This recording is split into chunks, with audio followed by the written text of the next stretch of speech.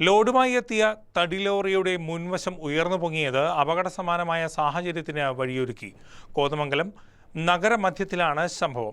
വനം വകുപ്പിന്റെ തടി ഡിപ്പോയിലേക്ക് തടിയുമായി എത്തിയ ലോറിയാണ് കയറ്റം കയറിയപ്പോൾ നിയന്ത്രണം വിട്ട് മുൻവശം ഉയർന്നു പൊങ്ങിയത്. തടികൾ റോഡിൽ കുത്തി നിന്നതോടെ ലോറി മറിയുന്ന സാഹചര്യം ഒഴിവാകുകയായിരുന്നു.